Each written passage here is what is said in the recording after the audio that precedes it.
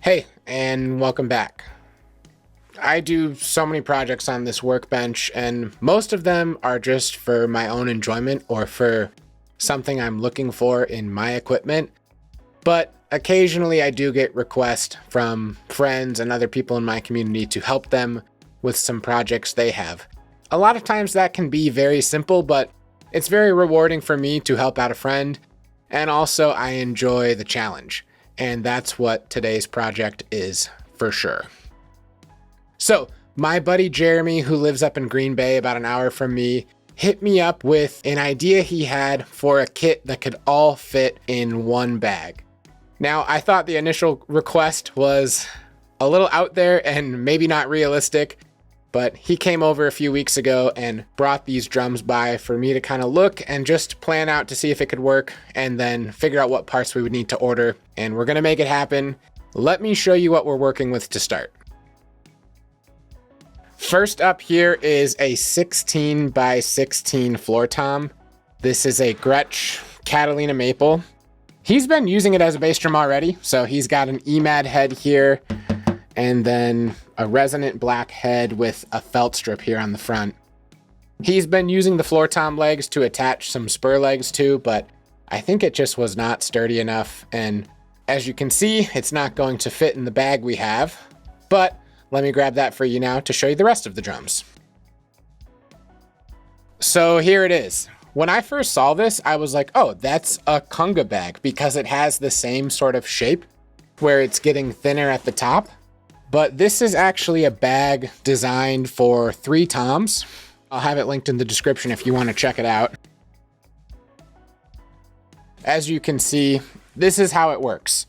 You have these little dividers and you can stack your drums up, getting narrower at the top where the bag would get smaller.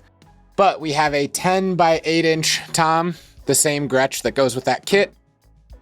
We have a 13 by 3 Yamaha piccolo snare.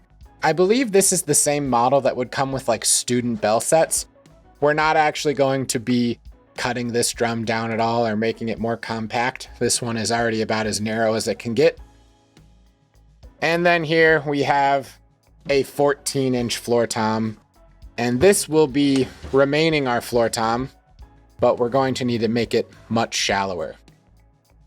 So this bag that he sent me with can hold like 32 inches of total height, but it's important to remember that that's not just the shell height. Once you add hardware onto a drum, the rim's elevated a little more. Not that much because the head is sitting flush on top of the bearing edge, but a little bit. So something we have to factor into the calculations. Like I was saying, when he came over here a couple weeks ago, we tried to do some math, and I think we've come up with a plan for cutting down these 2 toms and the 16, and it should all fit. Fingers crossed. First thing I need to do to get started is strip down all of these drums to just the bare shell so I can prep them for cutting. So let's get into it.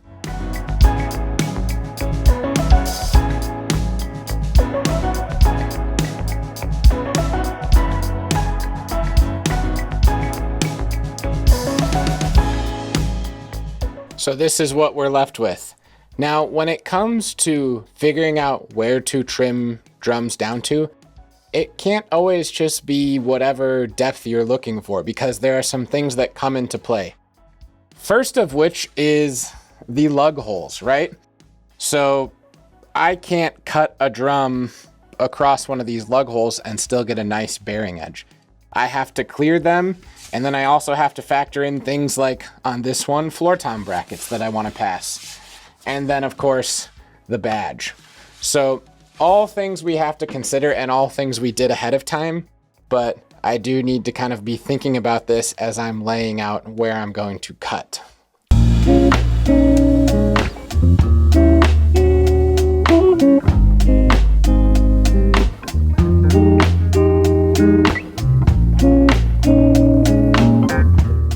All right, well, we are all set up to go now. Getting those grommets out is a total pain in the butt. I use a countersink bit to try to break the flange on the grommet.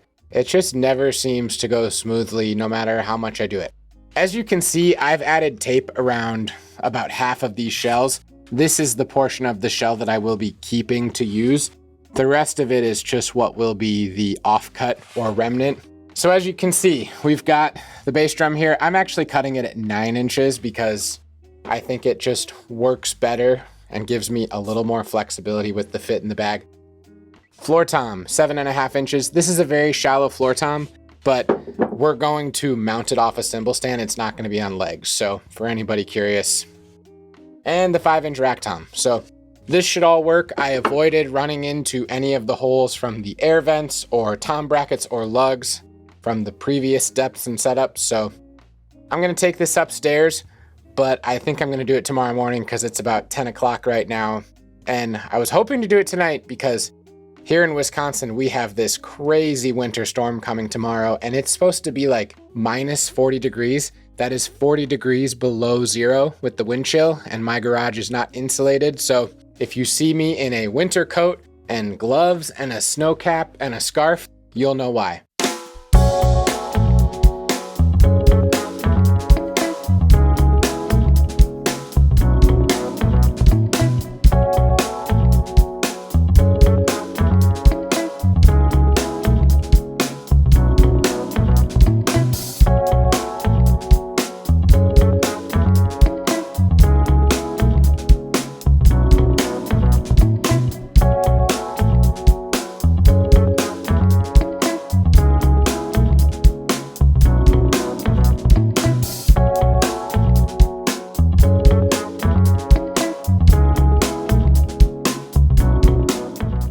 So I've reached a good point to kind of stop and talk you through the work I've done and the work still to come on these drums.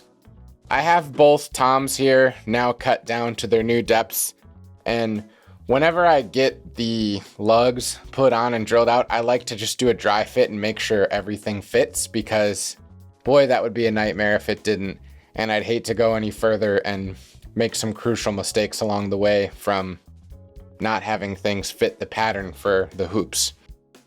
For the 10-inch tom, I went with the offset lug look, which is actually fitting for this Gretsch drum because back in the 70s and 80s, Gretsch would have some shallower 10-inch toms. Before that was a very common tom to have on your kit as the high tom, and they had this same sort of offset look. So I think that's fitting and everything tunes up nice. The 14 honestly looks more like a big snare, but that's okay. I'm sure it's going to take some tuning to get this thing to sound nice and low, or maybe like hydraulic heads or something, but I'm sure it'll be fine. Let's talk about the other step that needs to happen with these two toms before I can call them finished, and that is with tom mounting. Now, Jeremy sent me over with these Pearl ISS mounts. These are great. It was my impression that they fit on any drum. They are specifically sized for the certain drum head diameter to a degree, like you have one for the 8 through 10 range, one for 12 through 16. But when I put these on, they didn't fit very well. And what happened is once I would get them secure, if the drum was perpendicular to the floor, the bracket was like slanted up in a really harsh way. And plus, Jeremy asked me if I could just take these tom brackets on and drill them right into the shell to save some space in the bag, because that's our biggest concern. It's not with retaining the tonal purity of these drums. We've already crossed that path. So I've got one here that I've taken the bracket off of, and before I drill it out, I mean, it would make sense just to put it in the center, and that seems fine. And then I'll have to drill a big hole through so this tom bracket can actually go into the shell if we want. I think that's gonna work fine on this one. I was very worried about this shell because we've cut it down so thin that, one, I wanted to make sure it would fit, which it does, but can it function? Meaning, can I turn this wing nut? See, if I have it up here, I can't turn the wing nut next to the hoop. So I think what I'll have to do is offset this one a little bit more to the bottom of the shell, and I think that will work. So that's a good reason to check things and dry fit along the way, in my opinion. Let me go grab the bass drum quick. Here is the new bass drum. It looks more like a giant snare in my opinion, but I think it turned out fine. And as you can see, I have the drum heads here. These were the same heads that were on it because Jeremy was already using it as a kick. This is an Evans EMAD, which should be great for trying to give the false impression that this is a low, deep kick drum. And it is made for tom hoops, not for bass drum hoops, because typically bass drum hoops would be wider than the diameter and you would have lugs that stick out further from the shell. We didn't want to have to buy new lugs or go through extra work, but Jeremy did want to have it look more like a bass drum without the metal tom hoops and still wood hoops, and I recommended this solution.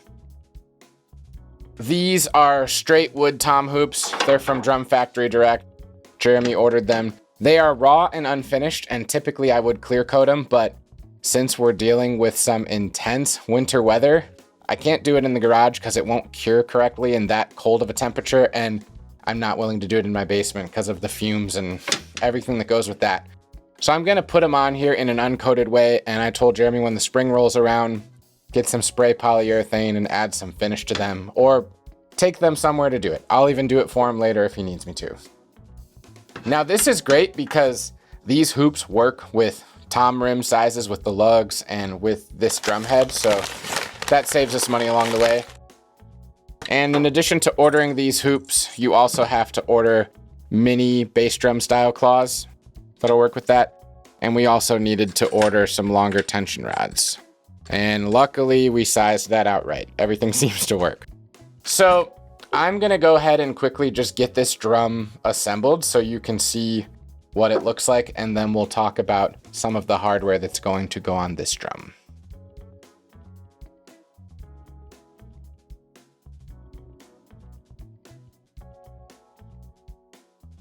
So the last step here is going to be putting on this pedal system so I can attach it. I have the spurs here, which I'll do at some point along the way, figure out where they play nicely with lifting the drum. But I need to have this drum in a sort of way where ideally the bass drum beater is striking the middle of the head, but it also has to position the bass drum where it can strike the drum near perpendicular. That works great. I'll be able to figure this out where it goes. For the rest of the day, I'm going to try to get all of these tom brackets drilled and positioned. And then this drum should be ready to take in the other room and test out and make sure it sounds good. Invite Jeremy to come pick him up. And obviously, the most important thing, make sure it all fits in the bag.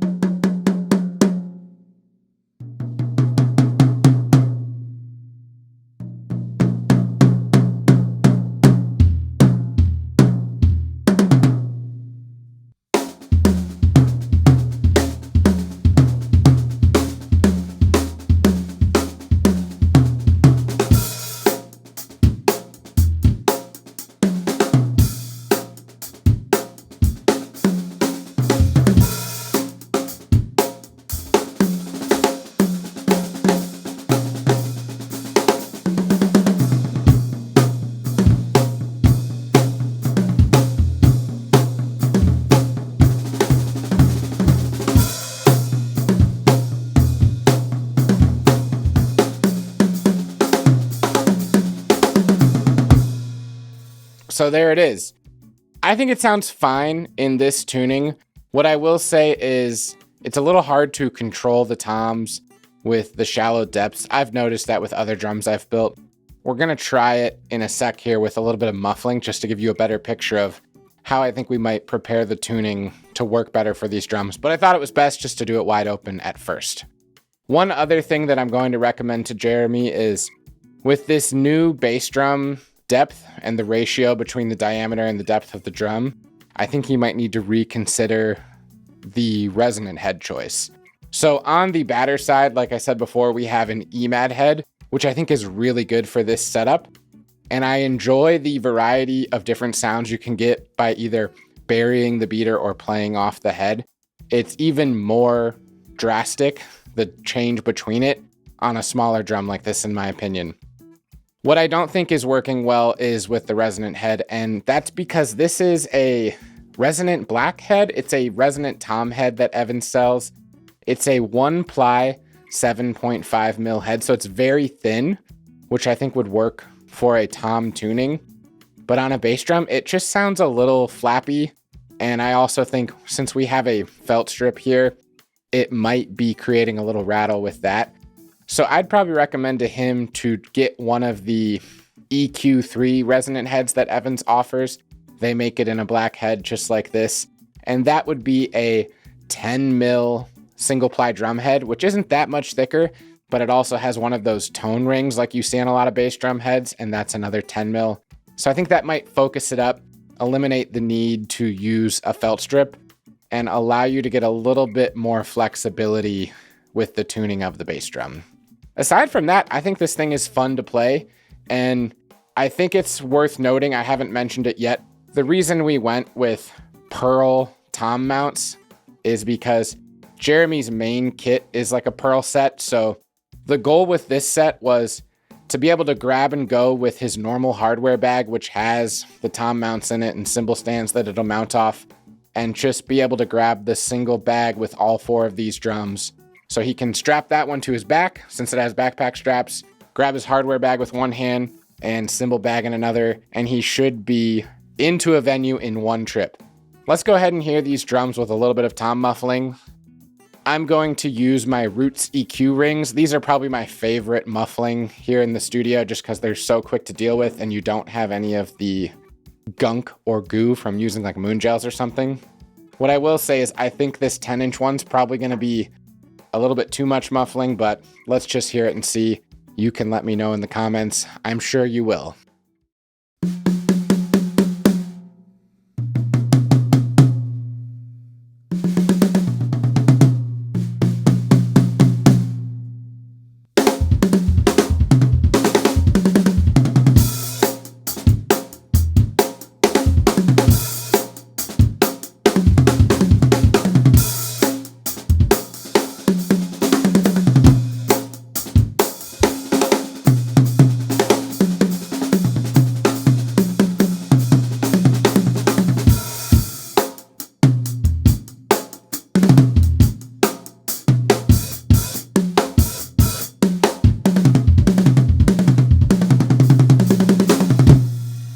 The 10 is way too choked, but if you're into like gospel chops playing, very articulate, fast 16th note passages, linear drumming, this is certainly fun to play.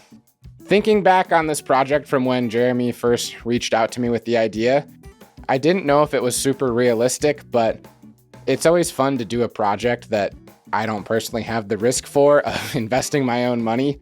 So I love getting to help out a few of my drummer friends, especially with a crazy idea like this. Thinking to where this kit came from that Jeremy has, I know there is a 12-inch tom too, and if it were me, I'd probably go ahead and just cut that one down so then you have like a nice compact 5-piece setup. So maybe he'll bring that to me down the road. I'm certainly going to propose it to him today when he comes over to pick this up. I'd love to hear what you guys think about this project, how it turned out, the execution. So leave a comment down below and let me know. And until next time, thanks.